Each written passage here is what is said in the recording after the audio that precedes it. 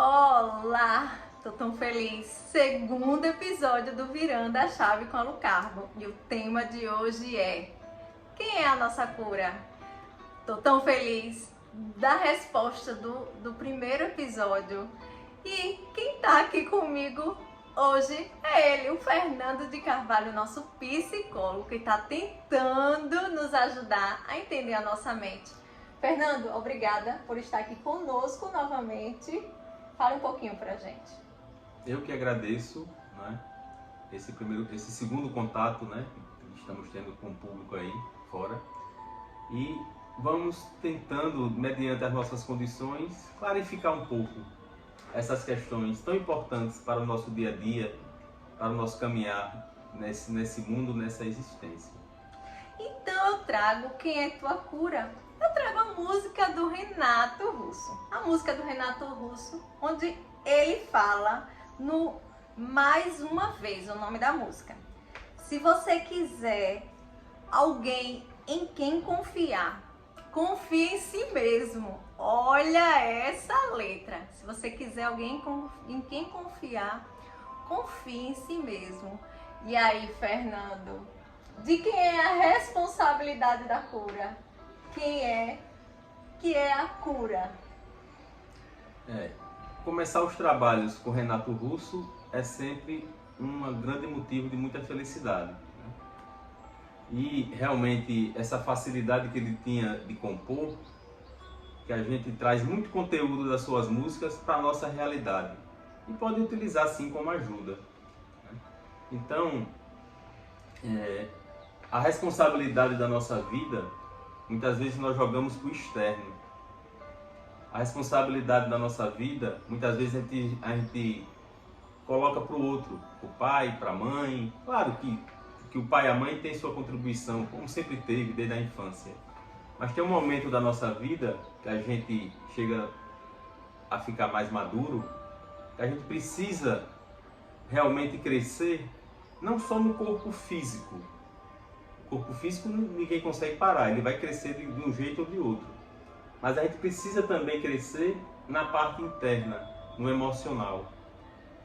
E esse crescimento em última análise, o que vale realmente a pena.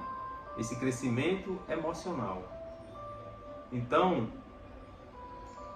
a gente fala muito no outro, né? Bota sempre a responsabilidade pelas nossas questões no outro. Mas, eu costumo dizer que nós precisamos nos tornar realmente protagonistas da nossa história, né? E a nossa história pode ser emoldurada de uma forma mais equilibrada, de uma forma mais florida, de uma forma mais bonita, ou a nossa realidade pode ser emoldurada de muitas questões de sofrimento, de ansiedade, né? Temos aí, a gente vai falar daqui a pouco mais detidamente sobre as implicações da ansiedade, trabalhando contra esse autoconhecimento, né? Esse crescimento interno. Então a culpa, na minha cabeça, Fernando, quando eu me torno agente protagonista da minha história, é nesse momento que tudo muda, que a virada de chave acontece. Porque eu venho de um ambiente de obesos, né? Onde a alimentação é uma forma de amor. Meus pais, eles não faziam aquilo por querer algo ruim para mim. Mas a partir do momento que eu fui protagonista da minha história, entendi os alimentos que não me faziam bem, e ali eu soube dizer não. Eu soube me empoderar do não, né? Porque, como você falou, a culpa ela já está na nossa existência, é bíblico, né? Quando Deus ele bota o Adão e Eva e bota lá a maçã e diz, não coma maçã. Eles sucumbem, come a maçã. Quando Deus retorna, quem comeu a maçã? Adão joga a culpa para Eva, Eva joga a culpa para o Adão. Então, a culpa, quando eu entendi que a culpa não é do outro, a culpa é minha. A culpa é minha de dizer sim, eu assumi a consequência. A culpa de dizer não, eu assumi a consequência. Então, assim, eu queria que você falasse falasse assim, o que você pode me dizer para me empoderar e me fazer esse autoconhecimento? Porque esse autoconhecimento não foi de um dia para o outro. Né? Uma dica, uma chave científica, técnica que eu possa identificar e me empoderar. Veja só, você falou uma coisa importantíssima aí. O dizer não. Né? Dizer não, gente, é uma forma também de amor. A gente muitas vezes está acostumado só a dizer sim. Dizer sim, até por medo mesmo. Né?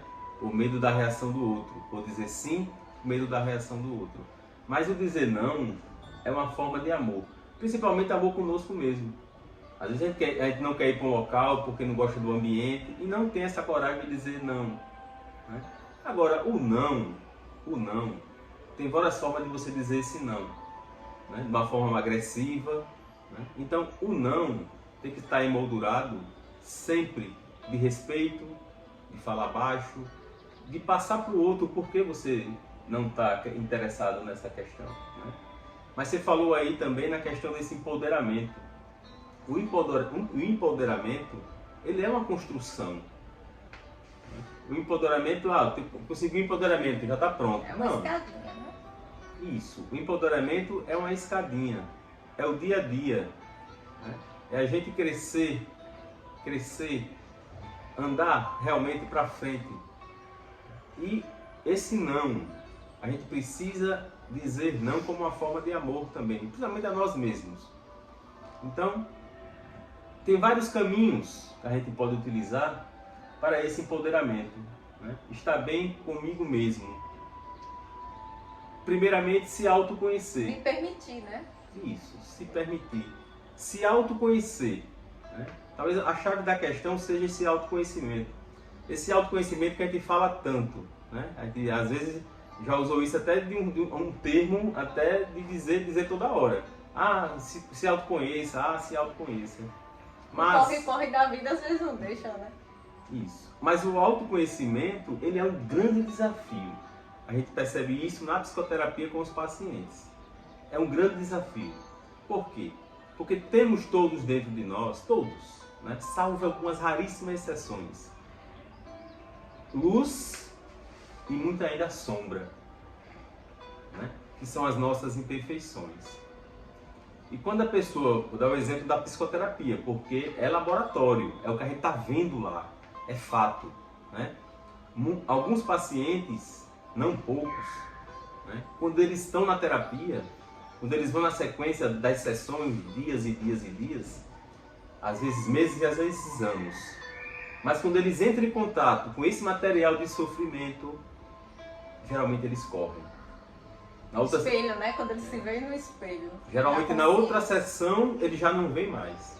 Porque aquele material causa muita dor para ele. Realmente é dor mesmo. Mas se ele se trabalhasse, se ele se permitisse sentir aquela dor, né? se ressignificasse aquele material, né? Ele ia conseguir realmente encontrar uma vida aqui fora mais pacificada. O equilíbrio. Mas o importante é o equilíbrio. O mais importante é que também muitos se permitem a esse processo de autoconhecimento. Se permite quando muitas vezes materiais que nem eles sabiam que tinham dentro dele. Né? Às vezes chega uma pessoa com egoísmo muito exacerbado. Né? Primeiro eu, segundo eu, terceiro eu. E ele na psicoterapia vai percebendo essa forma de proceder inadequada de egoísmo. E vai se percebendo e vai observando que aquilo é péssimo, inicialmente para ele mesmo.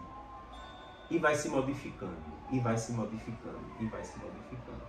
Então, o empoderamento é você construir essa outra, vamos dizer assim, essa outra personalidade que você nem conhecia. Né? O empoderamento é você querer bem para si próprio, mas querer bem também para os outros, é empoderamento.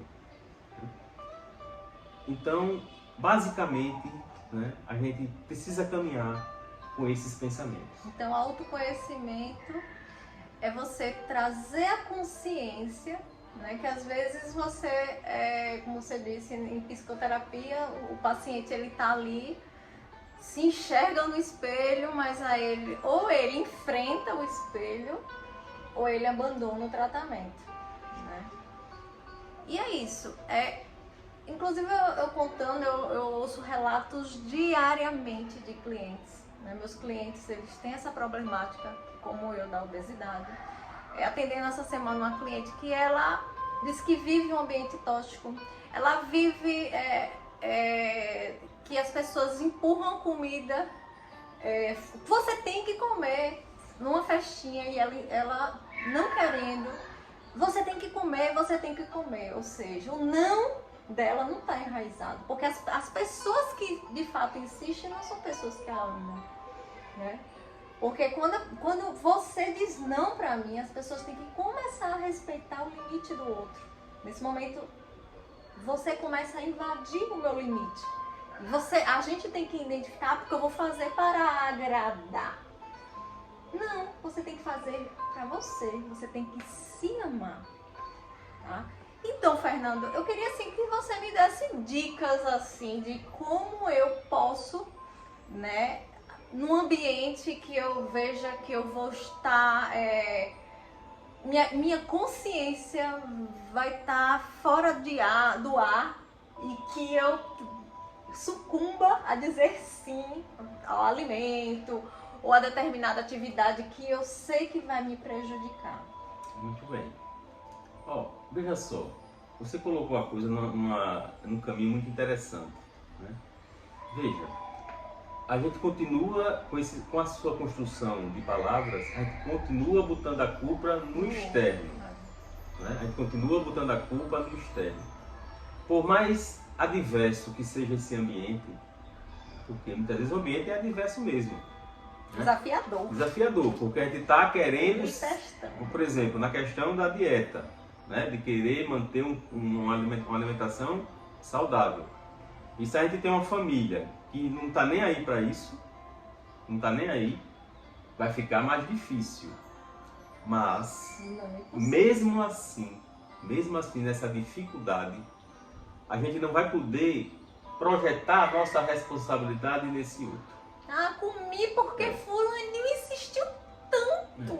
Mesmo porque, vejam só, a casa que a gente está é dos nossos pais. Foram eles que compraram a casa. Às vezes não é nem na casa de amigos. Certo, mas vamos nos limitar agora só à questão familiar da casa, ok? Eles que determinam qual é o movimento lá dentro.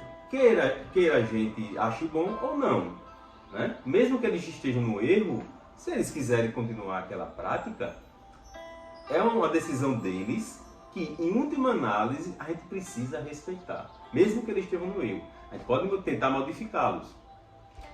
E essa questão da modificação é importantíssima. Por quê? Porque tem um ditado interessante que diz assim: a palavra ensina, mas o exemplo arrasta, né? Então, muitas vezes, se a gente quer mudar alguém, convencer alguém de alguma coisa na vida, a gente pode às vezes falar, a gente pode viver 100 anos e continuar falando, e eles não mudam. Mas muitas vezes o exemplo, né, que eles começam a observar a gente, consciente ou inconsciente, rapaz, como ela está diferente. Olha o corpo que ela conseguiu. A família, o filho, né? O filho, ele é muito isso, né? O filho é espelho. Não adianta você dizer, filho, você não coma besteira e do lado comendo salgadinho. Filho, você precisa estudar e você só vive na televisão. Então, repito, a palavra pode até ensinar, mas o exemplo ela arrasta. O exemplo é muito mais forte, né? Então, se você quer convencer alguém de alguma coisa nesse mundo, o caminho mais fácil, menos difícil, é pelo seu próprio exemplo, né? Não adianta eu pregar que gosto de uma cor amarela, falando todo dia para todo mundo, adoro amarela, minha cor amarela é a preferida, e só saio de branco. Todo dia estou de branco, mas a minha cor pessoal preferida é amarela, né? É uma incongruência isso, não é verdadeiro. Então, paremos de botar a responsabilidade lá fora. Mesmo que lá fora tenha sim influência em nós. Tem, o externo tem influência, né? Então dizer que assim, antes de mudar o mundo externo, a gente precisa mudar um pedacinho de mundo que somos cada um de nós. Porque quando esse pedacinho de mundo mudar, que somos cada um de nós, automaticamente, a gente nem percebe, mas o externo também está se modificando. Então sejamos protagonistas da nossa realidade. Esse é o nosso único caminho, não temos outro. Assumir a nossa responsabilidade. Falamos em culpa. Culpa realmente é uma palavra que a gente está muito habituado a falar, mas é uma palavra até mais forte. Vamos trocar a culpa por responsabilidade, que fica mais suave. Qual é a nossa responsabilidade? Assumir, né? Botar aqui no peito e assumir a minha responsabilidade. Justamente, assumir a nossa responsabilidade diante de nós mesmos e diante da vida. Verdade. Então, a verdade liberta a falta de consciência de não reconhecer a fraqueza. Então, a gente pode dizer, eu reconheço que eu sou fraca, eu reconheço, para ali fazer a transformação, né? Porque a gente não pode só reconhecer o positivo nosso, mas reconhecer que somos fracas. Eu comi um brigadeiro, sou fraca, mas eu vou pro próximo dia. Sempre me fala, é engraçado, na academia as meninas, eu exagerei agora. Eu disse, vida normal. Hoje você vai seguir a sua vida normalmente, né? Então assim, você assumiu. Eu assumi que eu fracassei. Eu reconheci que fracassei. Não enganei. Não, eu como tudo certinho e não emagreço. Não, eu comi. Aí tá o mundo, né? As facilidades, os alimentos que são viciantes mesmo. Comi. Mas hoje eu sei que aquele alimento foi só sucumbir naquele momento que era uma fonte de prazer, né? Que a gente corre atrás do prazer e foge da dor, né? O nosso inconsciente, ele quer, busca prazer e foge da dor. E às vezes a dor, ele vem pelo bem ou pelo mal. Às vezes a dor, de começar um exercício físico, de começar uma alimentação saudável, mas tem a dor de receber um diagnóstico e dizer, você tá com pré-diabetes, Luziane. Seus pais têm diabetes? Tem. Seus avós tinham diabetes? Sim. Então, parabéns, você está entrando para o time. Então, assim, você tem a dor de mudar, porque você quer se cuidar e tem a dor de dizer, é ali ou aquilo, né? Então, assim, ser protagonista mesmo, né, Fernando? Assumir a responsabilidade. Ser protagonista e entender algo fundamental, que é o seguinte. A gente tem uma emoção chamada medo, ansiedade. E essa emoção é a emoção que que mais exerce força para nos travar para esse caminho mais de evolutivo. Né? Mas a gente precisa interpretar a ansiedade de uma forma mais diferenciada. Né? A ansiedade, gente, ela é que nos motiva muitas vezes a buscar o nosso objetivo. Sair da zona de conforto. Né? Sair da zona de conforto. Né? Eu não chamo nem de zona de conforto, viu? Porque zona de conforto é uma coisa que conforto remete a coisa boa. Eu chamo de zona dos nossos maus hábitos. Zona de conforto, quando você fala em conforto, você fala na rede, uma coisa boa, agradável. Sacudindo. Né? Então eu não chamo de zona de conforto, esse nome está inadequado. É zona de nossos maus hábitos. Né? A zona de conforto que você colocou agora é interessante. É a zona da extrema dependência. É a zona de não querer sair do que está ali. É a, né? zona é a zona da não criatividade. É a zona do medo. Dessa dependência extrema de tudo. De não romper, né? De não romper aquele. Isso. A zona, né? A zona, né? É um círculo onde você tem aquela zona que é sua. Você sai desse círculo aí, olha, o que é que tem ali do outro lado? E a grande questão é como a gente vai pavimentar essa estrada para sair dessa zona chamada zona de conforto, que é a zona dos nossos maus hábitos, para ir para uma região mais pacificada, que a gente realmente se sinta feliz, né? Porque a zona de conforto, que você colocou esse nome aí, que é interessante, ela vicia. Tem sempre alguém que vai estar fazendo alguma coisa pela gente. Tem sempre alguém. E a gente vai se viciando nesse processo. Mas só voltando um pouquinho atrás do nosso E não pensamento... cresce, né? E não cresce. Não cresce. Mas só voltando um pouquinho atrás do nosso pensamento, eu estava falando da questão do medo, como um dos fatores fortíssimos que impede essa caminhada. Agora, o medo, pessoal, o medo é uma emoção fundamental para nós, de autopreservação de nossa vida, né? Eu, por exemplo, eu não vou enfrentar um leão que está há dias sem comer de peito aberto. O medo é que me faz me Não preservar ir lá, disso. Eu não vou de forma alguma atravessar uma avenida muito movimentada sem esperar, olhar para um lado, olhar para o outro e ver o melhor momento dessa travessia. O medo está me ajudando. Agora, quando o medo nos impede de crescer, de evoluir, de trabalhar, de sermos felizes, esse medo não está cumprindo a sua real função no nosso organismo. A gente chama em psicologia de medo patológico. O medo fantasioso que a gente criou de... Que aí é a ansiedade, né? Que aí é a ansiedade. A ansiedade exacerbada. Do que futuro, né? A ansiedade... Projetando o futuro que não existe ainda. Geralmente o ansioso, você falou, no futuro, portanto. O ansioso, geralmente, ele vive ou no futuro ou no passado. E não vive o aqui e agora. Não vive o presente. O presente, que já tá o nome, né? Presente. Pô, Deus já deu um presente. Todo dia você acordar. Tantas pessoas no hospital hoje, né, Fernanda? Agora, nesse momento, querendo estar aqui, fazer esse bate-papo tão leve, tão gostoso. Mas não, estão lá né? Ou no leito da morte, ou com a doença terminal. E percebam, o ansioso, a níveis já preocupantes, ele está nesse futuro ou nesse passado. Infelizmente, com pensamentos sombrios. Os meus traumas que eu passei do passado, estou sempre pensando neles. Meu Deus, o que aconteceu aqui? Não busca uma ajuda, né? Ou está no futuro também nebuloso, sombrio, que nem veio ainda. A gente nem sabe se vai acontecer. 90%, isso é um dado da psicologia, 90% das nossas preocupações, elas não vão se verificar. E a gente sofre por elas, né? A gente sofre por elas. A preocupação, ela não resolve o nosso problema de amanhã, mas acaba com o nosso bem-estar do presente. Trazendo doenças, né? A compulsão pelo alimento, que aí a gente traz essa alimentação aí. Então, Fernando, foi ótimo esse nosso bate-papo. Queria que você colocasse aí uma mensagem final para a nossa audiência. E é isso aí. Muito bem.